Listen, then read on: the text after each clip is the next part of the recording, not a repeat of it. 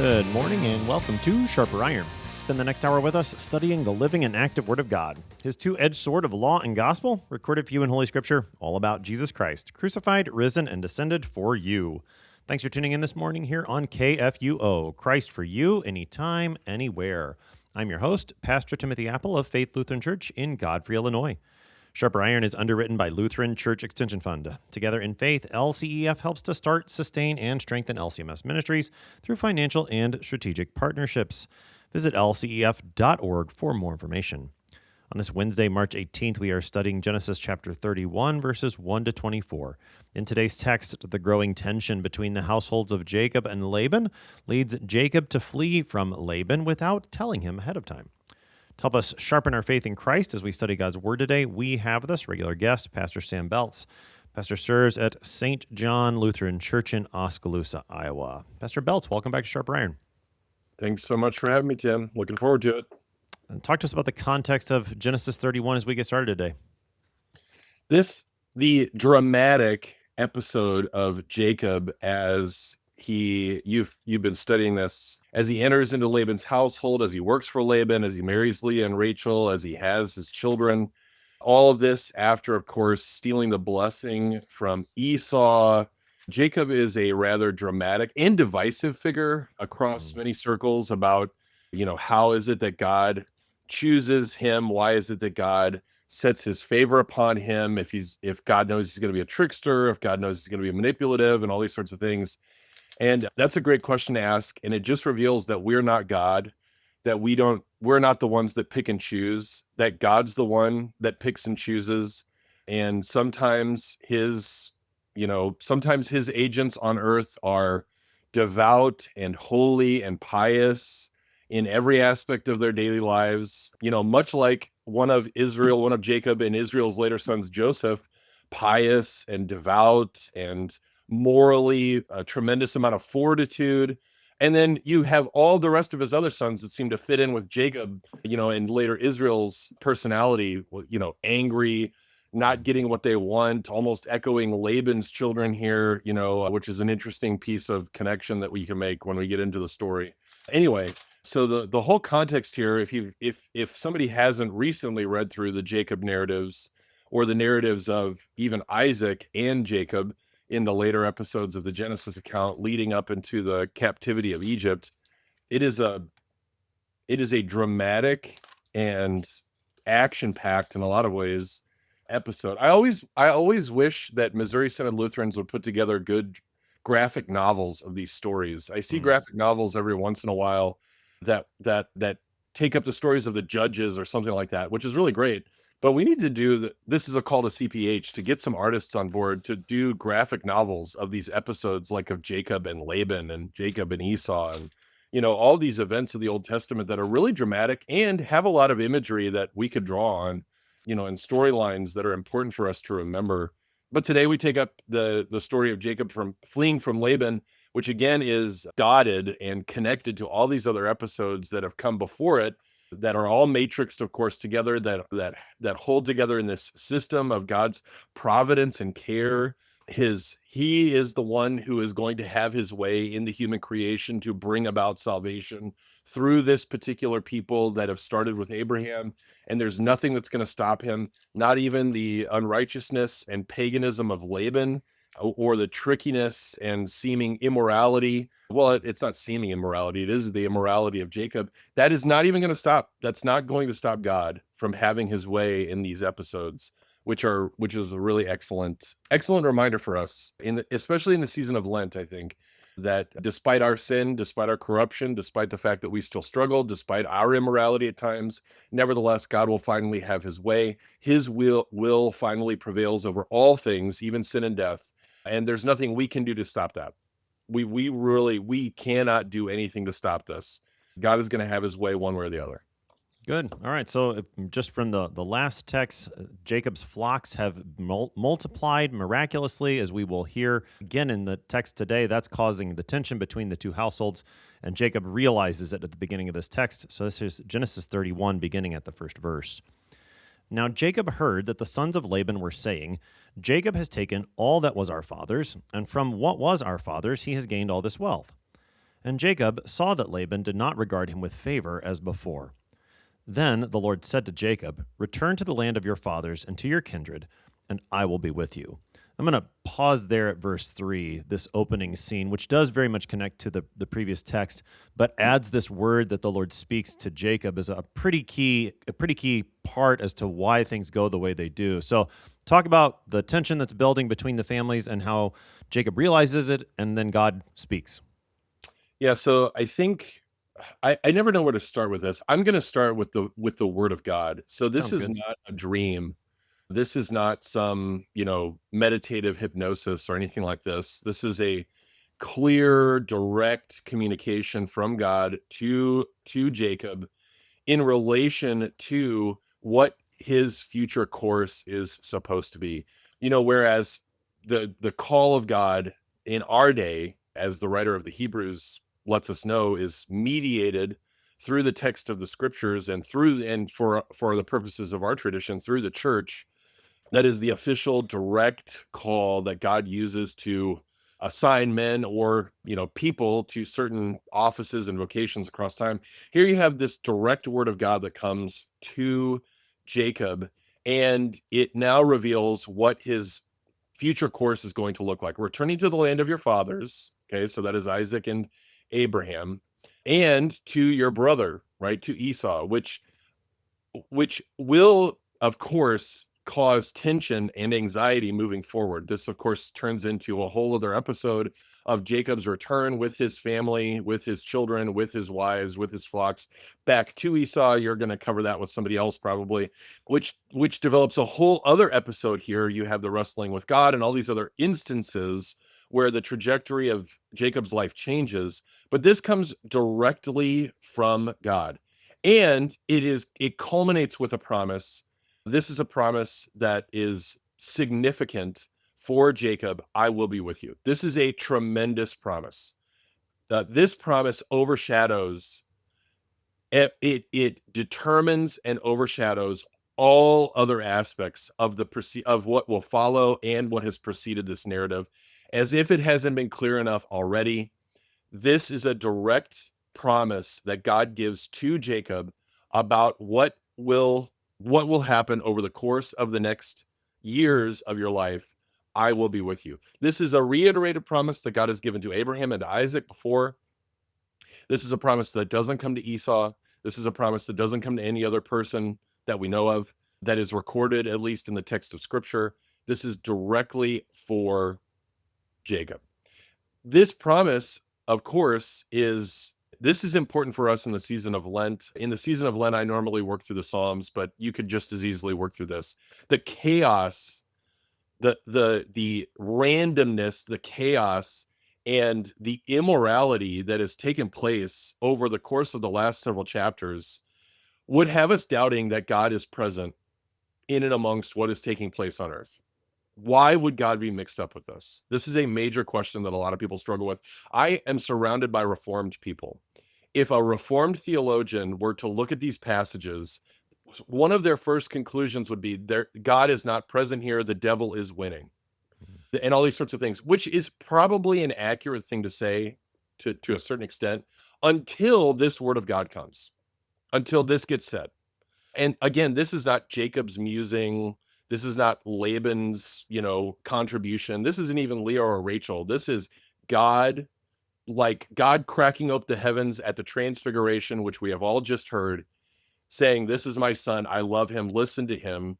This is just as direct and sure a statement from God to Jacob as that moment was for Jesus and for those who were with him. I will be with you is a statement that I always focus on the season of Lent in Psalm 23. The promise that God makes in Psalm 23 isn't that we will skirt around the valley of the shadow of death, or that we'll get under it, or that God will transport us over it, or anything like that.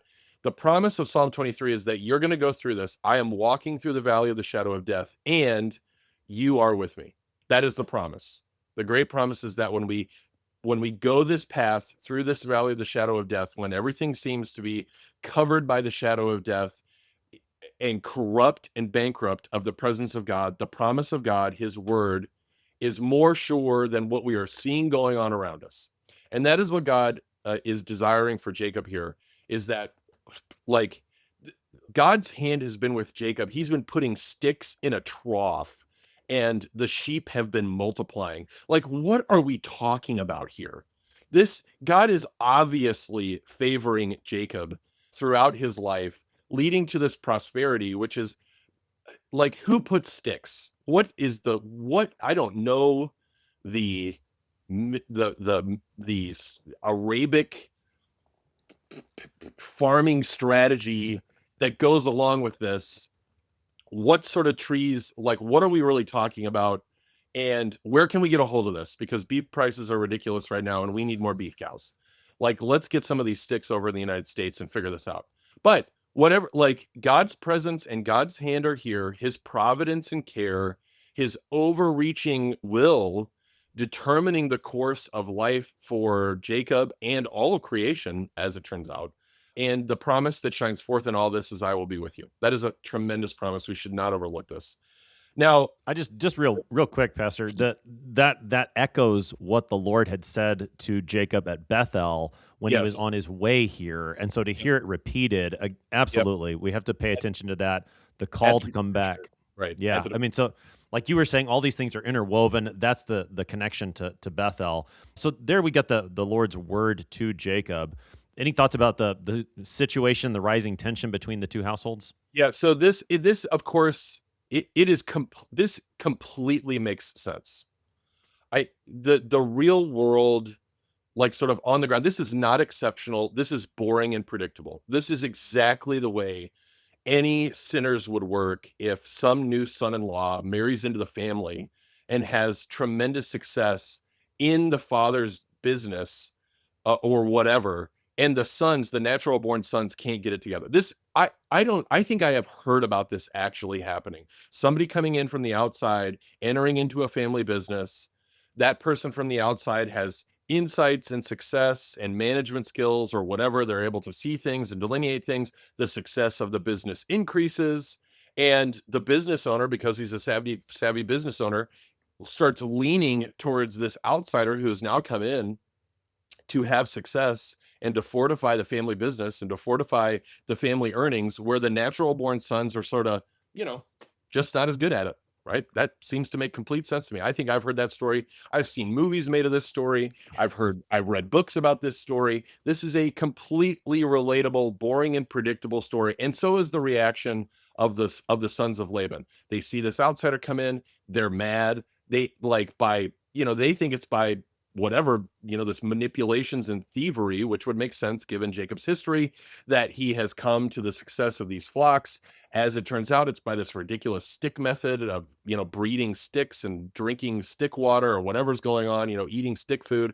This whole thing that's going on beforehand in God's hand to multiply these flocks and, all this sort of stuff, and the agreement and the negotiation that takes place between Laban and Jacob, yeah, I see it as being completely normal and relatable. Also, tragically, right, as that is relatable, so is the favor of Laban, right? So we don't, of course, have the complete story as to exactly what all the mechanism was for Laban's decrease of favor towards Jacob, but I could totally see this being Laban's sons are gnawing at their father's ear about how terrible Jacob is. He's bad. He's trying to steal all your income and wealth. Like, I could totally see that happening. It makes complete sense that something like that would happen. And so as the sons get increasingly disinterested and disfavorable towards Jacob, so does Laban get increasingly disinterested and disfavorable towards Laban or towards Jacob. And Jacob notices this. He is not imperceptive. That's one of the things about Jacob is that he is very perceptive about circumstance. He's very perceptive about what will probably be the trajectory of his course of life with regards to this earthly plane. He sees the way that things interact. He sees the way things are happening. He's already been able to read Laban like a book in previous episodes and manage and manipulate and sort of dance around the things that have happened. And so here we also have this, I hesitate to call it wisdom, but this common sense about the way I think Jesus encourages, or I know that Jesus encourages his disciples in the episodes when he's teaching and training them to be as meek as doves and as shrewd as serpents when he's interacting with the sons of this world. And Jacob seems to be an Old Testament embodiment of that particular point of catechesis, that when we are interacting with the pagan world, when we're interacting with the structures of the world that are in the end, as St. Paul teaches us and as Jesus teaches us, finally employed and empowered by the prince of the air and the demonic things. We don't struggle against flesh and blood. We struggle against these forces of evil. When you have to navigate those realities, right, in civil governments and in interactions with neighbors and all these sorts of things, people that are outside of the boundaries of Christianity, you have to be shrewd. You have to be meek and you have to be shrewd. And Jacob, I think one of the things that's disturbing towards a lot of people is that he's very shrewd. He is a shrewd businessman. He is a shrewd dealer with the world. And that comes off to a lot of, sort of well put together, buttoned up, moral Midwesterners in particular. Oh, he's kind of a dirty, nasty figure. But that's it, right? He's navigating a nasty, hostile, family, gritty, nasty situation. He's already kind of been duped into marrying two women, which wasn't his original plan. It was Laban's plan. He's navigated that successfully. It turns out he's been successful he's having children. Now he's having flocks. This is like Laban thought he was going to get Jacob, really stick him. Hasn't happened. Like maybe some of Laban's anger has translated over to the kids. Like Laban was maybe, got Twitter painted to a certain extent with Jacob because of all of his success and everything that he brought to the table. Now the sons are sort of doubling down on their disfavor, and Laban is getting, turning around on this. And this word comes from God. It's like, all right, time.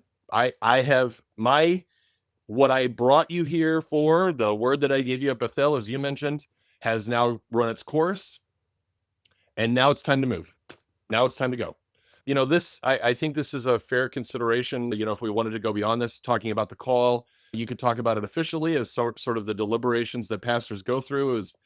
Is my time here over? Has something very clear happened that reveals this to me in time, or, perhaps through prayer and meditation and discernment from God, or, at any time, right? Has my time, like, this is sort of the more general vocational call that God gives to all human beings, whether it's in a particular position as a worker or whatever. Has my time here ended? Has this situation run its course and now it is time to go? There are signs that God gives to us, I think, across time and in daily life that perhaps lead us towards these sorts of decisions and lead us to move, and that's where we're at with Jacob. His is a little bit more divine. He has a direct revelation. We don't all get that.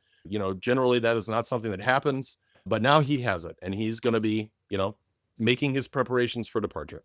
Yes. The only difference between well, I shouldn't say the only, but a big difference between the journey to Laban's household and now the journey away from Laban's household is that Jacob has a household of his own. He made this trip all by himself previously. Yep. Mm-hmm. Now he's going to take his entire household along with him, which is pretty significant at this point. Yes. And he needs his wives to come with him. Yep. So that's where the text takes us next, is the conversation Jacob has with Rachel and Leah. We pick up the text again at verse 4 of Genesis 31.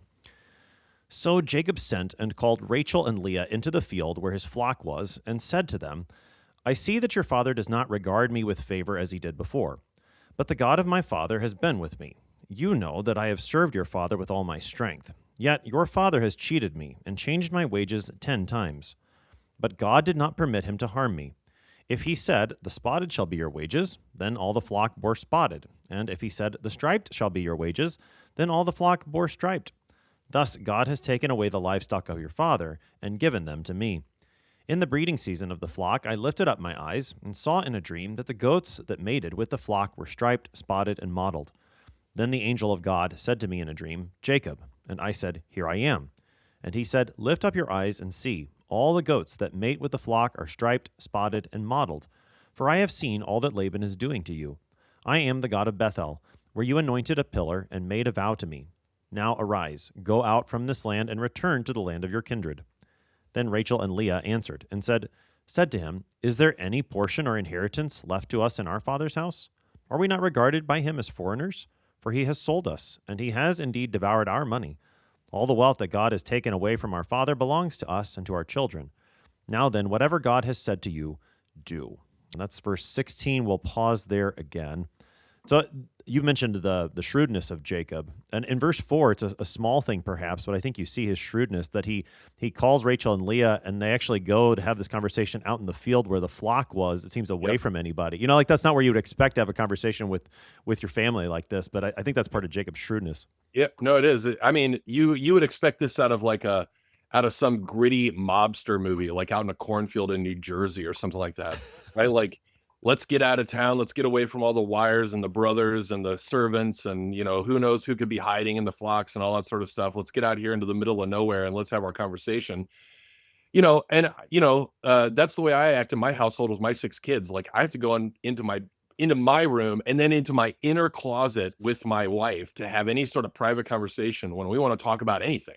Right. And even then the kids are like down in their room listening through the vent to try to hear what exactly we're talking about, because they're always convinced that it's about their birthday or presents or something that they're going to get or whatever. Right. And we're just trying to take a breath and talk about what we're going to have for dinner.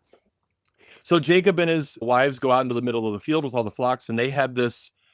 Again, this is a tragic but very relatable episode where these 2 girls are reflecting back on the work of their father. Now, this is a tragic moment where these 2 girls reveal, or they've perhaps had this revelation across time because of what has happened earlier. Their father has sold them. Like, their father has had almost little care for these 2 daughters. It was like he was trying to trick Jacob. Jacob ends up loving these 2 women, having children with them. God is merciful to these 2 women. And now they're revealing that their father has, like, it's not just that their father has lost favor for Jacob.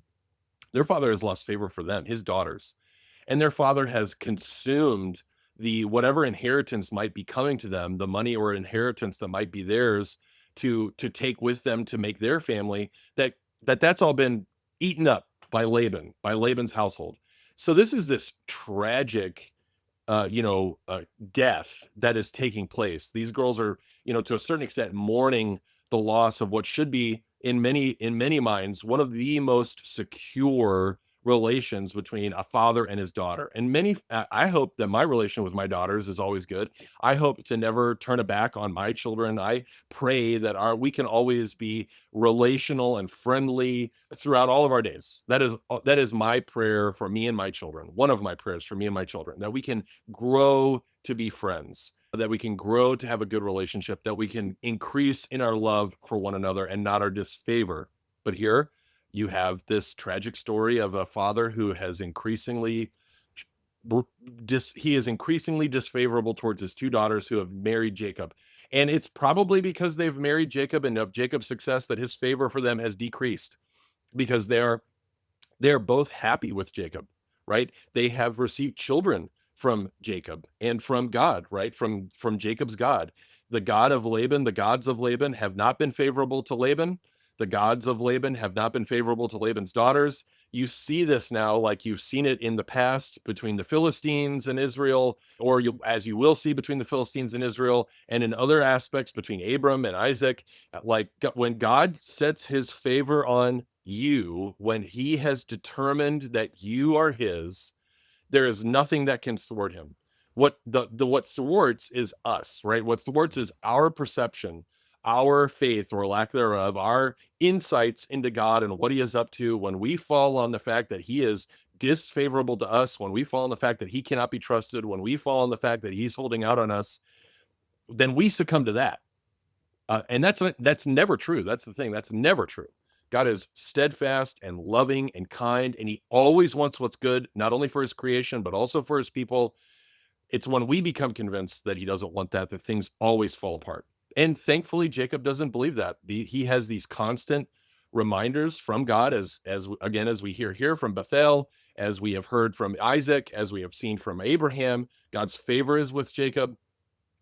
And I think, too, also going back to this is precisely why these 2 women break in here, and they say at the end, "Now then, whatever God has said to you, do it." That is an amazing statement. It is. I don't think it's inconsequential that the previous episode ends with "I will be with you," and now this episode ends with a similar sort of direction command from the women: "Do it." Yeah. We have messed around here long enough. We've seen what's happening in our father's household. We see that our brothers hate you. We see that this is going bad. We trust whatever your God has said to you. We no longer trust the pagan gods of Laban. We no longer see any. They do not favor us. They do not favor him. If we have no hope with them, whatever God, whatever your God, whatever our God has said, do it. Yeah. That is an amazing statement. Absolutely. This is a tremendously faithful statement from these two women. They number one, they trust the God of Israel. Let's pick this up on the other side of the break, because I think this is a really good point, and Yes, I don't want to interrupt you in the middle of it. So let's pick that thought up on the other side. You're listening to Sharper Iron on KFUO. We're talking to Pastor Sam Beltz this morning. We'll be right back. Please stick around.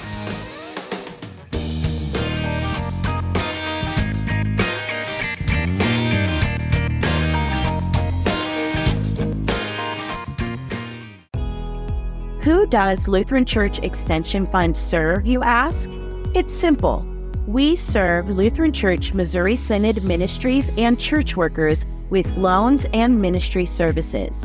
And it's faithful Lutherans like you, church members and church workers alike, investing with LCEF that makes it possible for LCEF to serve these ministries. Learn more at lcef.org. LCF is a nonprofit religious organization. Therefore, LCF investments are not FDIC-insured bank deposit accounts. This is not an offer to sell investments or solicitation to buy. LCF will offer and sell its securities only in states where authorized. The offer is made solely by LCF's offering circular. Investors should carefully read the offering circular, which more fully describes associated risks.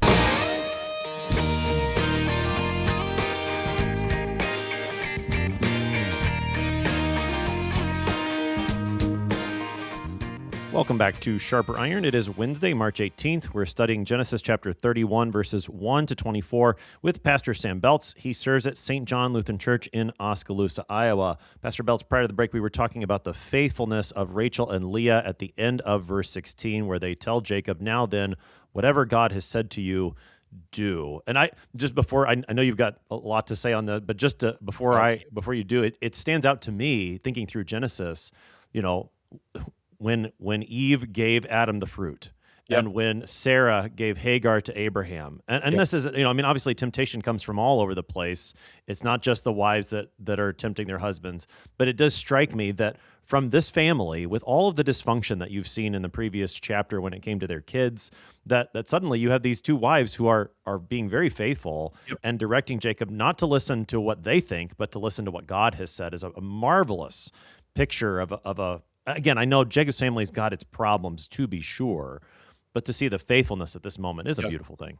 Yeah, and so I think this point that you're bringing up is an important point for all Christians to reflect upon. It is an important point for all Christians to reflect upon because we like to believe that heritage or family are the sole determiner of future trajectories. This is not the case. This is absolutely not the case. Whenever God whenever he fixes on a person or a people, whenever his will captures on somebody, he determines everything. There was nothing socially or religiously or anything that would have led Rachel and Leah to be in the position that they are in, other than apart from the will of God. God directed Jacob to go to this place. Everything was directed towards the marriage of Leah and Rachel. In the end, God used and oversaw the idiocy and manipulations of Laban, his ignorance, now his spite. And all these things are, of course, all being orchestrated for God's ultimate purposes and will. I have come from a generational family of Missouri Synod Lutherans and generational clergy. There was no reason why that should have continued through me. I have 3 sons. There's no reason why it should continue. Only by the grace of God will it continue, right? When God gets a hold of someone, he never lets them go. When he determines the course and outcome of their life, it will never be changed. He is always the determining factor. He kills and he makes alive. He is the boss of everything. And so this is a tremendous and amazing reality that God has now converted the hearts of Rachel and Leah towards utter faithfulness to the point where they are no longer concerned about their future. This is tremendous, right? They are resolute that whatever the future holds will be completely fine because the God of Israel is with Israel. He's with Jacob. They are completely sure. They have seen, right? Jacob just spent however long it took in their conversation reiterating the fact that, well, whenever he told me that my inheritance would be striped, God made them all striped. And whenever he told me they were going to be spotted, he made it all spotted. And it made Laban mad that God was providing all these all these flocks for me. And he wasn't getting any flocks because every time Laban would say something, I got exactly what Laban said and he couldn't do anything about it, right? God directed all things for my favor, for our favor. And Rachel, like, you're right. Yeah. Your favor has increased, your holdings have increased, your flocks have increased, our fathers have decreased. He hates you. He hates us. What can we say? What can we really say? Disobey God? Let's not do exactly what God's telling you because everything in the evidence of our history shows that God is unfaithful, that he's not worthy of trust, that when he says something, he doesn't do it, that he's a liar. No, actually, everything that God has said, he has done. Everything that you've told us, God has directed, has been done. So now we trust you, go and do it. Right? We trust you, go and. Yeah, it's a marvelous response from Rachel and Leah. And it also stands out to me in this chapter. Again, not that Jacob's family situation was perfect, but that because we know it's not, but given the tension that was there, especially when we were hearing about all the children that Jacob was having, that Rachel and Leah at least at this moment seem to be on the same page, and they are together in this household. I don't think this is allegorical, but I think you do see a picture of when with the church, that there's a bunch of sinners in the church that, despite their sins against each other, remain united in that one faith toward God. I think you see a bit of a picture of that here as the household of Jacob comes together for this to go back to the promised land.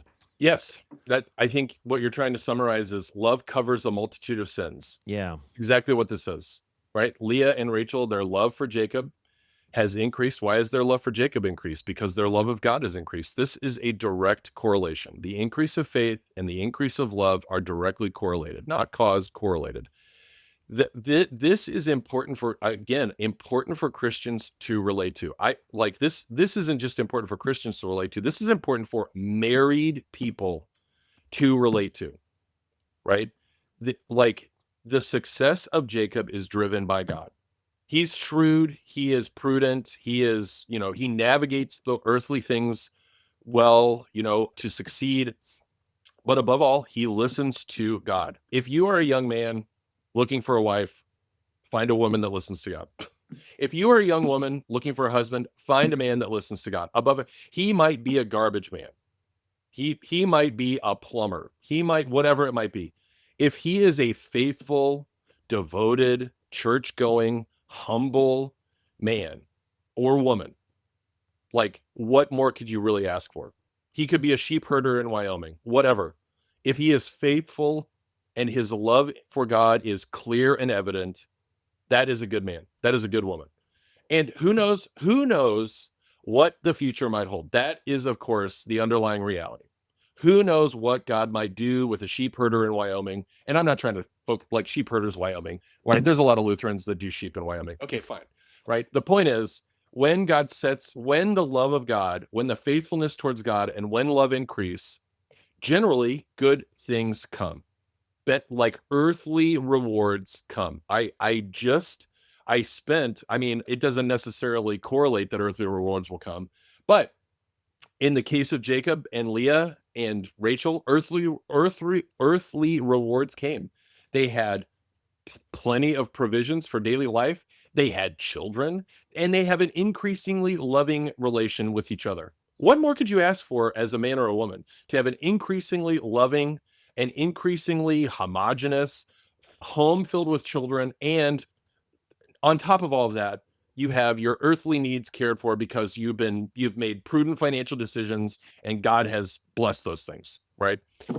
That's again, that seems to work out across time. I experience this when I consider, an investment that I need to make, or I consider some decision that we're going to make, and I rush into it and I'm impulsive and I don't think about it and I don't consider, all of the things of the future. Generally that falls apart. Generally that turns out bad. Generally I get penalized for that because of the way it is.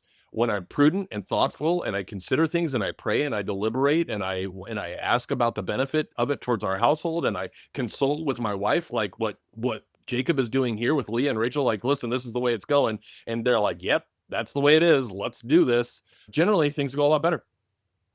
Generally things go a lot better. Generally there is in the end now, I think a divine reward that comes in time for the practice of love and faithfulness, right? I don't think that is completely irresponsible to say. It seems to line up quite nicely with a lot of what Luther says about the two kinds of righteousness that exist. One, the activity of faith, right? And the other, the reality of righteousness and the daily rewards that go along here with earthly life. So Yeah, we talked a lot about the response of Rachel and Leah toward the end of that section. The great majority of it is Jacob's speech to them in saying where they're going to go, what he's proposing. As you've noted a couple of times, I think on the one hand, this is a very ordinary scene in that you have a husband who is speaking to his wife about the course of action that he's proposing so that they can be on the same page. But I think as we look at it within the context, this isn't Jacob trying to be manipulative of Rachel and Leah or trying to convince them of something that is bad for them. I do think within the speech of Jacob, you see his own faith come through where perhaps in other moments in his story it hasn't been as clear. He recognizes in this speech that what has happened to him has not been, again, as you've been pointing out all along, not by chance or good luck, but this has been the Lord who has been working these things in very miraculous ways that I think, Jacob, with the thing with the branches in the previous text, we talked about it yesterday, that where did this come from? Well, Jacob at least recognizes very clearly here, it wasn't his own cunning. This was the Lord directing things for his favor. Other features from Jacob's speech that stand out to you? Well, this development of faith or growth of faith, it is the exact copy of what happened with Abraham. You brought this up already, how early in Abram's journey with Sarai to Egypt, Abram was ready to, Abram delivered Sarai over to the Pharaoh, and it was the Pharaoh that got mad about the immorality, right? This pagan Pharaoh was like, what are you doing? I can't sleep with your wife. This is terrible. And Abram's like, oh, sorry. I was just trying to save my life. It's unbelievable the immorality and stupidity that Abram and Sarah showed. You already talked about Sarah shoving Hagar into old Abram's tent. We got to get this going. My eggs aren't, what they used to be. Let's get this whole baby thing going, right? God laughs. He just flat out laughs when human creatures in our ignorance and immaturity and in really our unfaithfulness in believing that God is lying to us, that he is holding out on us, that he is somehow, that he is somehow riding our back with the stick and the carrot and he keeps yanking it out as soon as we want to get a bite, right? When Jacob matures, when he goes through what he has to go through from his days living with Isaac and his own mother and the old episodes with Esau up into the present day with dealing with Laban, what he is now learning, and he will learn this even more, right? He will learn this when he wrestles by the ford of the Jabbok. He will learn this when he has to reconcile with Esau, when he sees in the reconciliation with Esau the bright face of God in that reconciliation. When we have to learn these things too. We have to learn and be humbled into the belief and the trust that God is truly a good gift giver for us, that he is not simply and only a good gift giver to us in spiritual things, which he most certainly is. And above all, that is the most important thing, which is what Jacob is learning, but also in temporal things. He wants what's good for his people in temporal matters. He doesn't like to see his people suffer, but he knows, and this is true, that in any circumstance, we can learn what it means to be content, just like St. Paul did. In any tribulation, it does not come because the circumstances around us are always comfortable or there's plenty or whatever. It comes because of ultimately the revelation of God's good grace and favor through a word. That is what it does. So when God says, I will be with you, what Jacob is now revealing is that I trust this beyond everything else. I do not know what the future holds precisely. I know that I'm going to go home, but I don't know exactly what all is going to happen. But God has promised he is going to be with me. And that's all that is what I will put everything on. And so it is the same here for these ladies, right? They, initially don't understand the connection between God, the God of Israel, the God of Jacob, and Jacob. They don't understand it in relation to them. Now they see it, right? He goes through and recounts everything that God has done for them. And the ladies are like, yeah, you're right. You're like, God has taken away from, he is killing our father's home. He is taking everything away. He is increasing his bitterness, and you're receiving flocks and rewards and joy and children and loving wives. Sounds great. Sounds wonderful. Right. So the family is going to go together back to the land where the Lord is leading them and has commanded Jacob to go. They're all on the same page, and so the journey begins in verse 17. So Jacob arose and set his sons and his wives on camels. He drove away all his livestock, all his property that he had gained, the livestock in his possession that he had acquired in Paddan Aram, to go to the land of Canaan to his father Isaac. Laban had gone to shear his sheep, and Rachel stole her father's household gods. And Jacob tricked Laban the Aramean by not telling him that he intended to flee. He fled with all that he had and arose and crossed the Euphrates and set his face toward the hill country of Gilead. When it was told Laban on the third day that Jacob had fled, he took his kinsmen with him and pursued him for 7 days and followed close after him into the hill country of Gilead. But God came to Laban the Aramean in a dream by night and said to him, "Be careful not to say anything to Jacob, either good or bad." And that's where we are pausing today. We'll finish the story of what happens in the next episode. So Pastor Beltz, we got about 11 or so minutes here to talk about these verses. There's a number of things that we could mention. Maybe since we've talked about the faithfulness of Rachel and Leah both, there's this detail that becomes important in the story again tomorrow. That it says Rachel stole her father's household gods. Yep. What's going on there in verse 19? All right, these teraphim, right? The Hebrew teraphim. It's like really these. So this is still a very dominant Eastern and African theme. Okay, so when I was over in Asia, one of the things that was really jarring to me as a Westerner, right, somebody that sort of came from a Christian or pseudo-Christian saturated culture and life, just living in America. When I went over to Asia and saw all of the little monuments and temples that existed in the homes of the people, like in Vietnam and in Taiwan and in Thailand and Cambodia, like every home and in their fields, right? These little tombs and memorials and temples are all over the place. And you would ask, what is this? And these were these connections, in the East, the ancestors that had died were now sort of connected to the land or connected to the home through these portals and these images, and offerings would be made to satisfy these passed along relatives that were now these quasi deities in this other world that still could manipulate the fortunes of people in present day. And Rachel steals these things. She is truly Jacob's wife. This is amazing.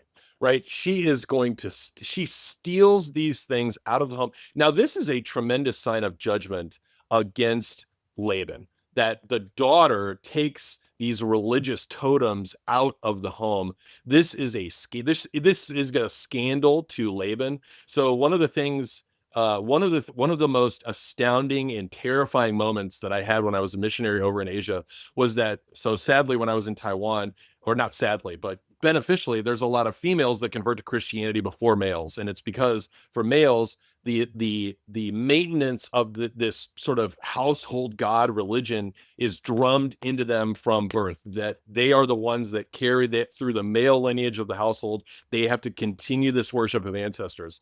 Well, there was this one time that this girl had this major conversion experience, and she brought to the school that I worked in, she brought this little, abode, this little temple portal that her father had put in her room. Like, we would put a crucifix or some image of Christianity in the rooms of our children over their bed. This little temple existed in this girl's room, and she brought this thing to school and burned it. And you thought that we white American Christians had started some new war against the Taiwanese religion when the father found out about this because of this daughter's conversion. It was a disaster. He was mad, had his sons there, right? Like, it was up at the school, and we were getting chewed out by this Taiwanese guy and Taiwanese. It was crazy, right? He was hot. But this is exactly what happened. Right? This is what happened. This little girl, this 12-year-old girl that was this junior high student that had this very sincere conversion to Christianity, she knew that this temple was wrong, and she didn't want it in her room anymore. And she didn't just like give it back to her father. She brought it to the school and she burned it. Like, it was a definitive, conversion experience. She didn't want anything to do with this anymore. And I think that's a part of what's going on here with Rachel stealing these household gods. These gods are impotent. They do not dictate the course of anything. And this is a big slap in the face to Laban. Like, the two girls have already determined that their father wants nothing to do with them. Their alignment with Jacob has now destroyed their relation to their father, and they have become completely captured by the story that God is unfolding for them in relation to Jacob, and especially moving forward. And what they're doing to Laban here is slapping him across the face. Like, it's either a wake-up call, it's some sort of rebuke, whatever you want to call it. She steals these household gods, which reveals their powerlessness over everything that's happening. They can't even stop the little girl, probably not a little girl anymore, but they can't stop this girl from stealing them. They have no power. And this only gets reiterated at the end of this whole thing, where God shows up to Laban, is like, don't do it. Don't even say anything. Don't say it, right? Like, you got away with a lot for these last several years. Don't even say anything bad about Jacob. All right. Which is an amazing bookend here at the conclusion of this thing, where Laban's all hot. He's mad. He gets tricked, right? His daughters steal his household gods. He doesn't have any more sheep spotted or striped goats or whatever, right? They're all going out to Padam Aram. They're all headed back out to Canaan to be with Isaac. Jacob's gone. His children are gone. The daughters are gone. The household gods are gone. All the flocks are gone. He doesn't have hardly anything left. And then God shows up and goes, nope, don't get to complain. This is the way it works. You had a lot of benefit here for a long period of time. Jacob brought you a lot of success, and now it's over, buddy. Which is just a tremendous conclusion here. I love he truly does have this dark sense of humor, I guess, if you want to say it in that way, right? God, listen, it is a very similar connection later on, where Joseph ushers in, to this man Jacob and all of his ancestors, what will be all of his ancestors, the security of Egypt, under the promise that, hey, Joseph says to Pharaoh, these people are farmers. They raise sheep. We're going to stick them out here in this area. They're going to raise crops. They're going to raise sheep, and they're going to be a benefit to Egypt in the time of famine. They're going to secure the economy and the well-being of the nation. We're going to bring them in. Right. And then at the end, when God says, after 432 years, well, that's enough. Right. It's not just that God takes them out of Egypt. He utterly decimates the religion of Egypt and the security that any Egyptian might have in the gods of Egypt, so that at the Exodus event, what we learn, and I can't remember the exact verse here, but that a host of people, a mixed multitude, actually comes out of Egypt, not just Israel. Because it's not just clear to Israel that God is in charge of everything and destroying Egypt. It's clear to everybody. It's clear to all, like, there's tons of Egyptians that are like, we don't want to mess with this. This is crazy. These gods don't do anything.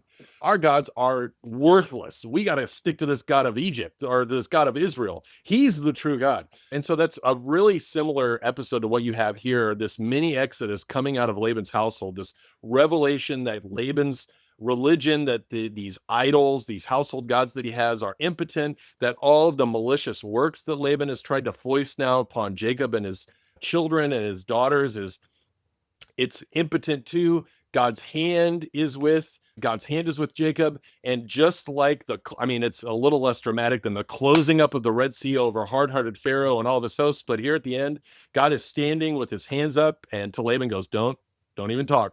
Don't even say it. Don't say nothing. This is over. Yeah. You lost. Jacob's gone.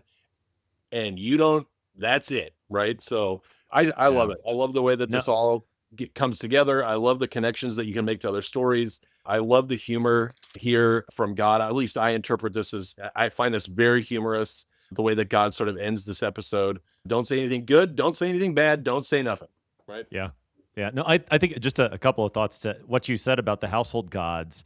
One of the things that the text just doesn't give to us is any motivation on Rachel's part as to why she does this. Is there some doubt there? I mean, of course, we're all sinners. Is she looking to make money somehow? We don't get the motivation. Yeah. So I think that the point that you made, though, that the text is making fun of these false gods, is something, and showing their impotence. I mean, and the uselessness of Laban trusting in them is absolutely there in the text. We'll see it again tomorrow when they show up again in the text. I think it has to do with the sincerity of their conversion too.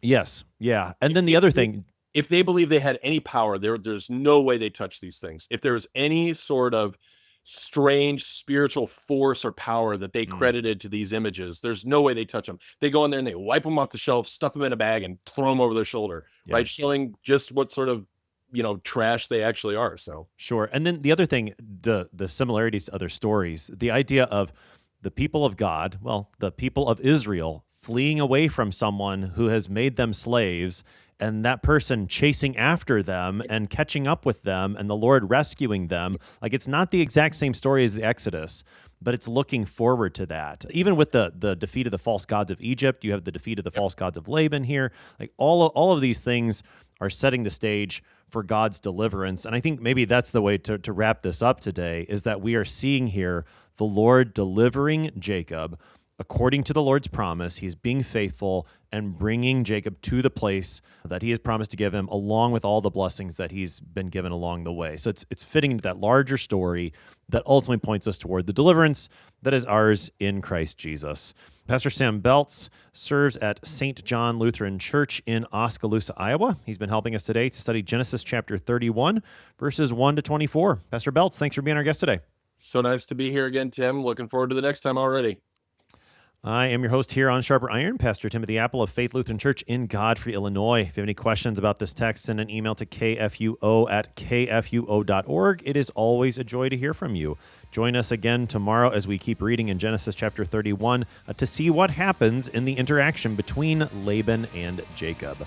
Thanks for spending the morning with us today. Talk with you again tomorrow.